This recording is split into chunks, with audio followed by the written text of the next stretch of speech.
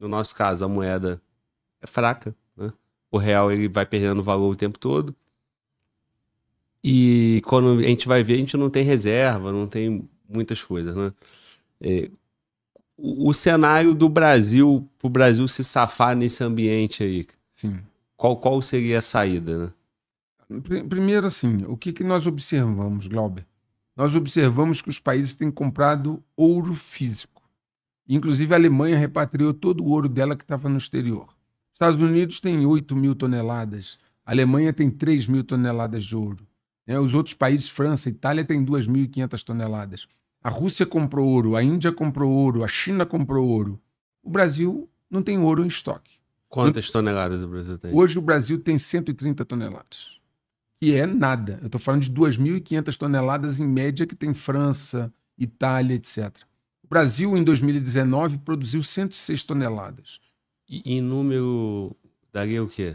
Quantos Quantos bilhões? bilhões? Eu teria que fazer... Hoje está R$ 400 a grama. Tá, eu vou fazer. Vamos lá. Estados Unidos, né? 8 mil? Toneladas. Pode ir falando, professor. 8.000 toneladas.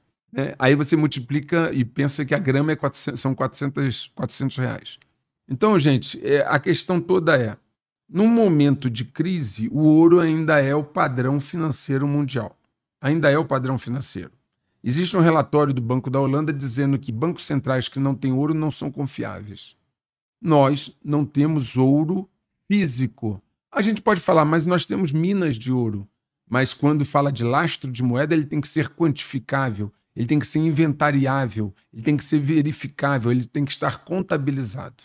E nós não temos esse ouro contabilizado. Né? Mas nós somos grandes produtores de alimento. É verdade. Né? Isso é muito importante. Só que, no caso de um conflito global, onde os navios não conseguem navegar no mar, você vai vender para quem? Você vê agora lá, para passar no canal de Suez, no Mar Vermelho, está havendo uma dificuldade econômica enorme, uma dificuldade de navegação imposta pelos Houthis, um grupo terrorista, né, segundo a classificação internacional, do Iêmen. Eles estão paralisando a passagem de navios pelo Mar Vermelho. Agora, imagina uma questão de confrontação, né, onde a China esteja envolvida num confronto com Taiwan, e a China é uma das maiores compradoras do Brasil, nós vamos entregar isso a quem? Então, assim, sem dúvida alguma, nós somos grandes produtores de alimento. Isso é relevante? É útil se eu tiver para quem vender. Mas e a ideia que o mundo não fica sem o alimento brasileiro? Nós exportamos alface, tomate, arroz, feijão. Nós exportamos basicamente soja, algodão, carne, sim. Mas algodão, soja, uma série de produtos que não são exatamente o dia a dia de consumo. Você quer um exemplo? Quando o Ocidente fez as sanções e os bloqueios contra a Rússia, todos disseram assim, a Rússia vai se ajoelhar porque até o McDonald's fechou na Rússia, eles não vão mais comer hambúrguer. Então lá, você se adapta. Isso é essencial ou não, né? Exatamente. Agora, vamos inverter a situação, Glauber. Você não vai ter mais peça para o seu celular. Você não vai ter quase nada de tecnologia, porque o Brasil abriu mão do seu desenvolvimento tecnológico. Nós sofremos uma desindustrialização da década de 80 para cá. O que está acontecendo? Nós exportamos produtos primários, commodities, para comprar produtos de alto valor agregado, com tecnologia. Se esse comércio diminui drasticamente, né, nós vamos ter uma escassez enorme de produtos de tecnologia, de produtos sofisticados. E vai ter commodity e não vou conseguir. Não tem onde colocar. Existe uma outra questão importante, Glauber, é o seguinte. Quando você tem riquezas, você tem que ter a capacidade de protegê-las. Ok? Porque se você não tem capacidade de protegê-las, você não tem como ficar com elas. Nós temos um grande potencial há 200 anos que estamos falando disso. Nós temos um território sensacional, temos biodiversidade, nós temos minerais, mas nós não temos desenvolvido o nosso potencial. Você quer um exemplo bem claro? A Índia se tornou independente em 1947. 1947, tem 70 e poucos anos de independência. A Índia. Depois de 70 e poucos anos de independência, a Índia, que era colônia do Império Britânico, que sofreu todo tipo de restrição, hoje é uma potência nuclear, uma potência econômica, uma potência espacial. Nós estamos há 200 anos e nós não somos uma potência espacial, nós não temos foguetes lançando ninguém a lugar nenhum, botando rover na Lua, nós não somos uma potência nuclear, não temos armas de dissuasão em caso de um conflito, e aí nós continuamos basicamente na mesma posição que a gente tinha da década de 70, digo economicamente. Nós voltamos agora ao grupo das 10 maiores economias do mundo, mas nós já éramos a 6ª, 7ª economia do mundo na década de 70. A nossa participação no PIB mundial está diminuindo, está decrescendo. Então, quando você olha uma Índia que tem 70 anos de independência e é uma potência espacial, uma potência nuclear, uma potência militar, e o Brasil com 200 anos que não fez essas conquistas, você pergunta, onde é o problema? Isso. Sabe onde é o problema, Glauber? Primeiro, nós não temos uma cultura de pragmatismo. Nós temos o latino, ele tem uma cultura mais emocional de alinhamento automático. Então, ao longo desses anos todos, não importa o que acontecesse, nós nos alinhávamos automaticamente aos Estados Unidos e à Europa. Eu te pergunto, se você se alinha automaticamente comigo, para que eu vou te dar alguma vantagem? Tudo que eu faço, você concorda. Tudo que eu faço, você bate palma. Então, eu não tenho por que te agradar. A Índia não. A Índia foi exatamente o inverso. A Índia foi líder do grupo dos países não alinhados durante a Guerra Fria. Então, a Índia tanto comprava armamento da Rússia quanto comprava dos Estados Unidos. Quem desse o melhor preço, quem transferisse tecnologia. Ela nunca se alinhou automaticamente. Você quer o meu apoio? O que você vai me dar em troca? Você quer o meu apoio? O que você vai me dar em troca? E aí ela se desenvolveu. Porque quando você vendia uma arma para a Índia, você tinha que mandar a tecnologia junto, para dali em diante ela passar a fabricar. E nós não. Alinhamentos automáticos. Alinhamentos automáticos. Onde esses alinhamentos automáticos nos levaram? A lugar nenhum. Nós fomos sabotados na tecnologia, nós fomos sabotados no nosso desenvolvimento tecnológico. O Brasil já chegou a ter a 6ª, 7ª maior indústria bélica do mundo. Hoje não tem nada. A Vibraz, a última aí, foi vendida para um capital estrangeiro. Né? O país foi desindustrializado. Nós não temos produtos de ponta. Como nós estamos em pesquisa e desenvolvimento? Como nós temos dezenas de universidades federais. Me diz quantos prêmios Nobel nós temos? 0. Nós não temos um prêmio Nobel. A Argentina até parece que tem um. Nós não temos nenhum. Então, o nosso problema é um problema de gestão.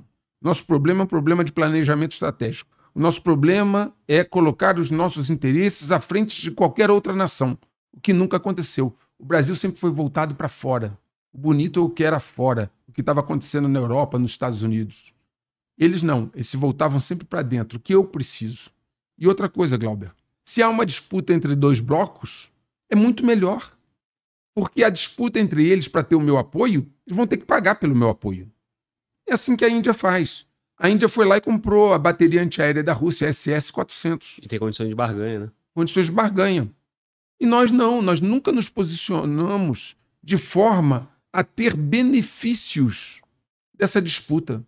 Então a Índia em 70 anos se tornou uma potência, vai se tornar a 3ª maior economia do mundo, é uma potência militar, uma potência espacial e uma potência nuclear. E nós continuamos dessa forma como estamos há 200 anos. Mas o fato da Índia ter 1,4 bi de população contribui para isso? Sim, ajuda. Ajuda, mas, por exemplo, a China tinha também 1,4, 1,5 bi, e durante até a década de 70 era aquela situação de miséria que eles comiam uma tigela de arroz por dia. O que fez a diferença? O que faz a diferença é investimento em tecnologia. O que faz diferença é investimento em produto de valor agregado. Por exemplo, se você vai no Vale do Silício, a maioria dos grandes pesquisadores na área de informática, inteligência artificial, são indianos. Sim. Então, quando você faz o país retroceder para ser apenas um grande produtor de commodities, você abriu mão do desenvolvimento tecnológico. Por exemplo, a Coreia do Sul tem fábricas de carro coreanas. O Japão tem várias, Honda, Mitsubishi, Nissan, etc. O Brasil é um dos maiores mercados do mundo de carro consumidor e não existe uma fábrica brasileira. Por que o brasileiro não sabe construir um carro? Claro que sabe, né? Claro que sabe. Mas cadê a política industrial? Cadê o incentivo para um grupo industrial brasileiro construir uma fábrica de carro? Nós tivemos a Gurgel. Eu pensei, eu não falei para não te interromper. O Brasil tinha a Gurgel e era um carrinho bem Gurgel. E aí?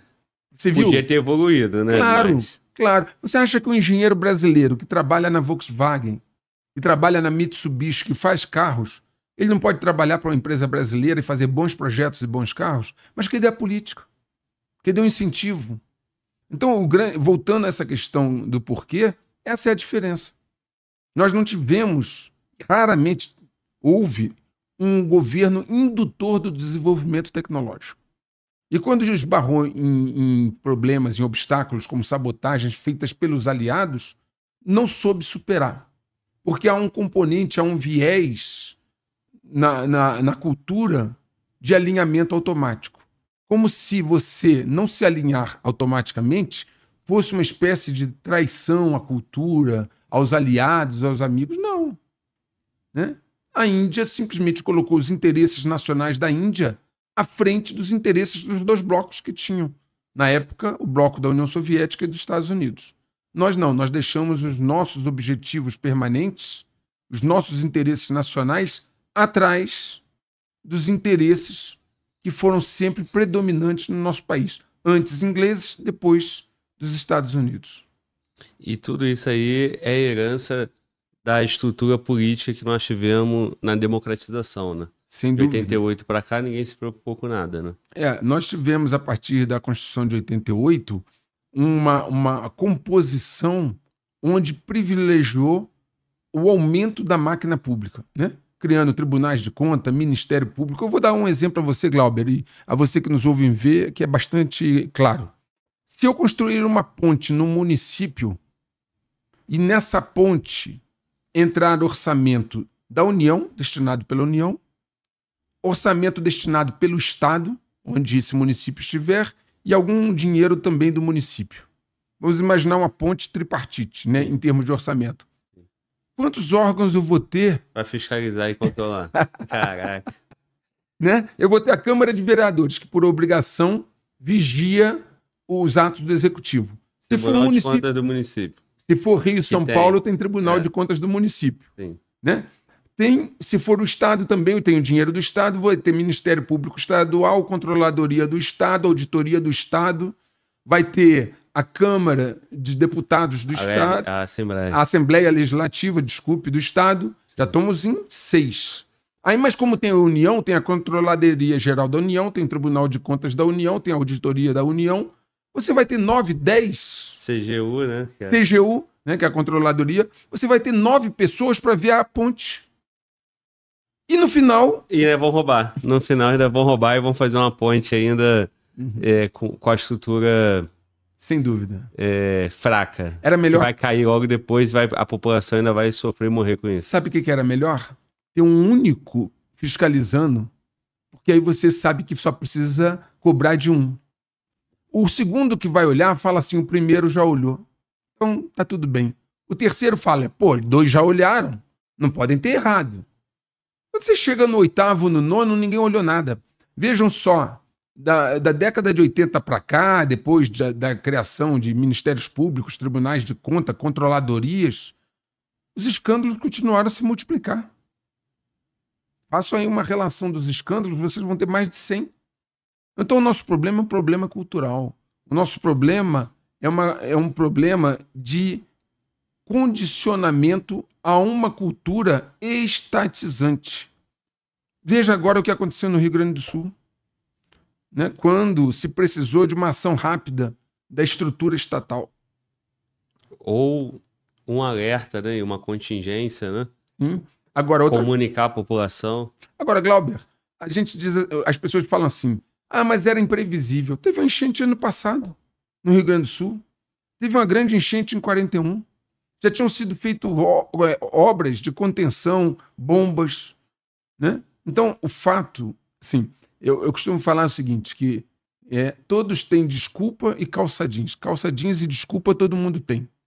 mas se prevenir, se estar preparado para aquilo que se diz que é imprevisível, é a mesma situação que nós temos hoje com a deterioração do poder econômico dos Estados Unidos, do sistema financeiro e da Europa. Todos nós sabemos, e tem centenas de analistas, de administradores, inclusive de empresários, dizendo: essa bolha vai explodir.